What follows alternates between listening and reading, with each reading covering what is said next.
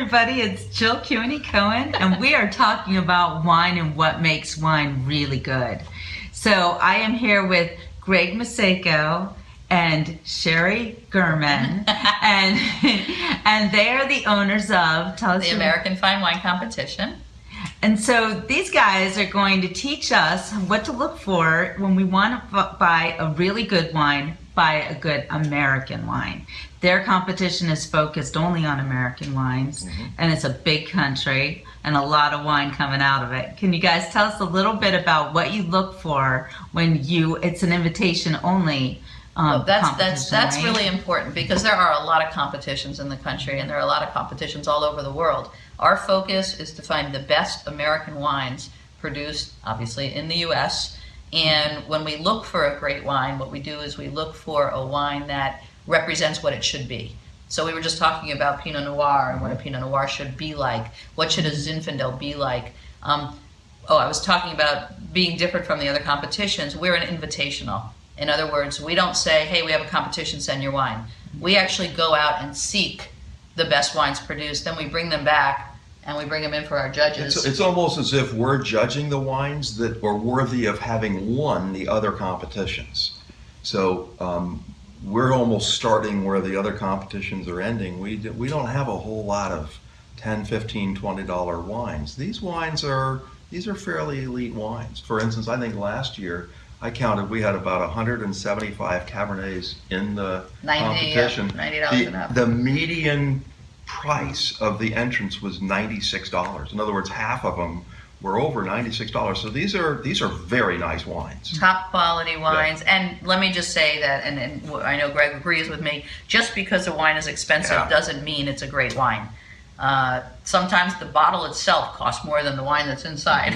And we had some extremely competitive wines that were at the bottom 20% of the price range last year. I remember one winemaker in particular in Sonoma, he entered wines that were like $30 Cabernets, and they competed very favorably with these More expensive wines. The wines are judged totally blind. All the wine, the judges know, when the panel of 4 judges have 8 wines in front of them, for instance, all they know, this is Cabernet and it's from a certain vintage. Well, where do your judges come from? Who are they? They're from across the country. A fair number of them are in Florida, but these are judges who are experienced from different realms. Some of them are wine writers. Correct. Some of them are sommeliers that are working in restaurant. Some of them are educators. We avoid people who are wine makers or producers, because we want them to be fair and dispassionate judges. Sure. So they don't have a horse in the race. Right. Exactly. Talk about passionate. You two are passionate about wine. I can't believe we don't even have a glass in front of us. Right? If I've learned anything from the people I've respected most in life who have been very successful in something, nobody is successful in a field unless they bring passion to it. Michelangelo was really passionate about painting. And great authors, great musicians, great artists, great athletes, they are passionate about their craft. And Emeril Lagasse is passionate about food. And you can't get to that level if you're not. Your heart and soul isn't into it. And they're trying to bring the public in, they're trying to draw them in with that passion so that the public enjoys the wines as much as we do. And that's really where we want to lead and direct the public to America's finest wines. And so this competition is a process of helping them towards that end. And then the website is going to allow people to find those wines and look at the work that our judges have done. What is the website? It's the www.americanfinewinecompetition.org. Now this is the largest competition in the country, if I'm correct. The largest all-American invitational. All-American invitational. Yes. And so when did it start and why did you begin doing this? Oh, shoot. It started, we're going into our 12th year now. Wow. And it started because I was working at a publication and had an opportunity to do an event. And I went to the publisher and suggested we do a wine event. And long story short, we did the first American Fine Wine Competition in 2007. And it was very important too that one, the wines were invited, two, it was all American, and three, that we gave to charity, that we took care of the community. There was some element of giving.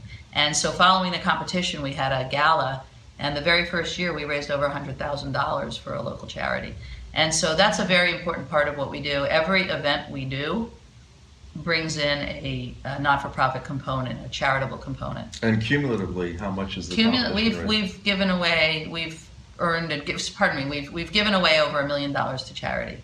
So it's been really, and lots of different organizations we work with, from children to animals to Alzheimer's to cancer research, diabetes, homeless. These are charities. These are causes that anybody would want to help. Yeah. Mm-hmm. So you can drink wine and actually help other people. That's very cool. Every time you buy a bottle. That's wonderful. So as far as promoting American wines, what's the difference between American wines and, say, European wines or Portuguese wines? Or is there a very short answer is it's Old World versus New World. Right. Okay. And Greg can be much more technical on this, but how I keep it really short and simple. Old World wines have a real history to them. There's a depth to them, and there's I say with Old World wines, you get your earth first, and with New World wines, you get your fruit first. Yeah.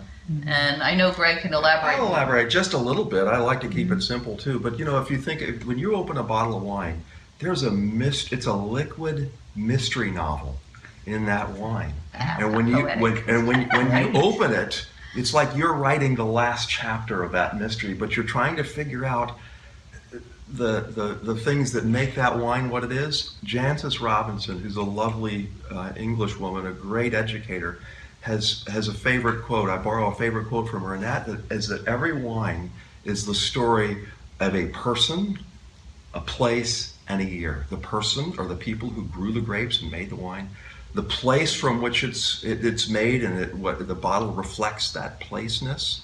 And in the year, every year is very different. In the United States, much more consistent from vintage to vintage. 2/3, 3/4 of the vintages are good to great. Whereas in certain parts of France, in Burgundy, boy, they wish they had 1 out of 4 years that were great, because it's tough condition to grow great wines. Tough condition to grow a tough grape too. Yeah. and when it's good, it's very, very fantastic. Do you actually visit a lot of vineyards in your business? Yes. And people.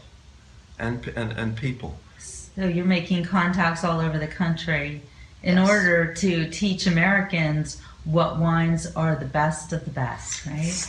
And there's a message in that, and that is that when we would encourage people who go on wine tourism, they go to think of all, first of all, what other food inspires people to go on a vacation just to explore that? So true. Only wine.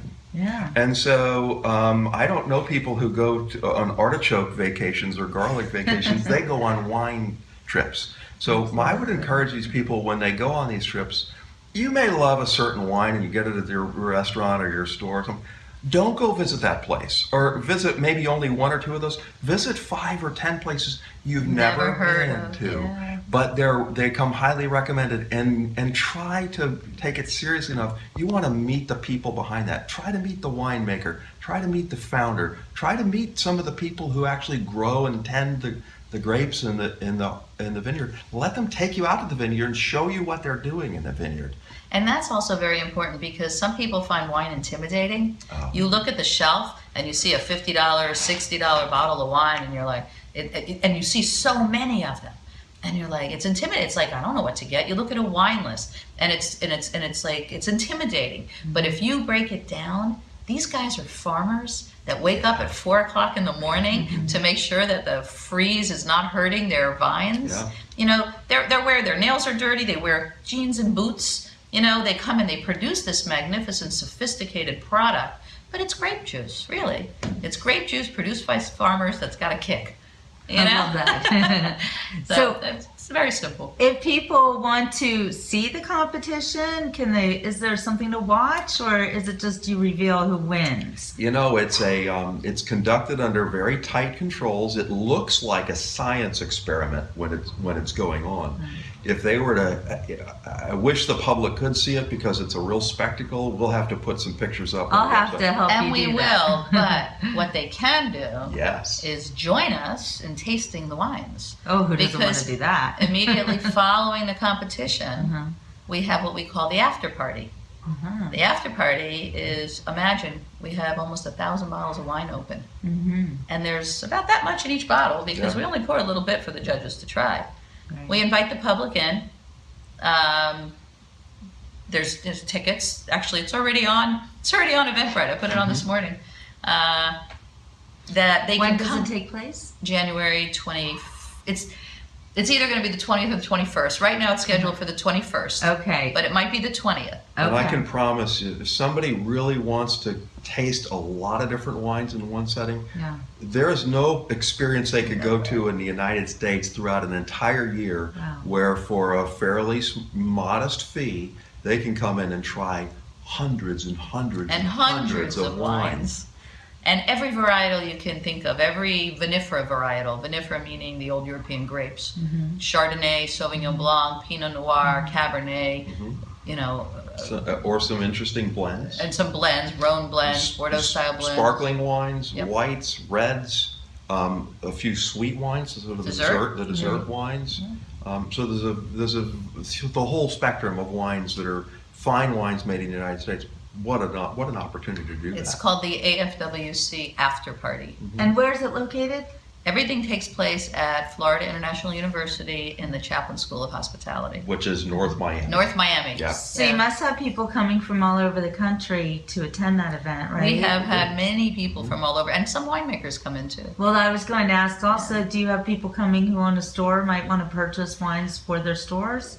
Yeah, oh yeah. Well, we encourage them to come. Okay. Yes. So that's a great place for people who own a business to come and find great wines to Either sell. that event or later on the website. I mean, if you manage the wine list for a country club somewhere or for a restaurant, the sommeliers at restaurants, or the restaurants that don't quite have a sommelier but they want to build their wine program, they're going to be able to use our website, our judges' findings, as a springboard to pick really good wines for their list. I was just going to ask you about that. I imagine that your website is really a good comprehensive list of the best wines in the country. Currently we have a list of the winners from last year, but we're evolving the website, and we hope to have in the near future a list with some descriptions, with some little more information. But for now, you can see what the judges thought were best of class, best of show, double gold medals. You can see all of that on the website. Keep checking back because the website will have more and more and more as time passes. Are Americans drinking more wine these days than they Oh, were? yes. Certainly are. Oh yes, Why do the you think that millennials are is? getting the The millennials love millennials, beer, but they're actually getting started in Drinking wine much as well. more wine now. Yeah. So it's Yeah. more of a trend than it had been, because I've written a lot about the craft beers and the IPAs and all of that. So I imagine that wine is taking a new course. Well, you know, there's a dirty little trade secret. If you go talk to the winemakers who make all this fine California wine, they have a saying: it takes a lot of beer to make good wine. That's a good one. And so they're refreshing themselves and enjoying it. At the end of the day, making wine, they've been tasting wine all day. They sit down, they're going to have a great craft beer. Okay. Well, that said, I am going to say goodbye to you guys. Thank you so much for explaining your Jill, business this has been and what you're fantastic. doing. Thank you so fun. much. Thanks for And, joining us.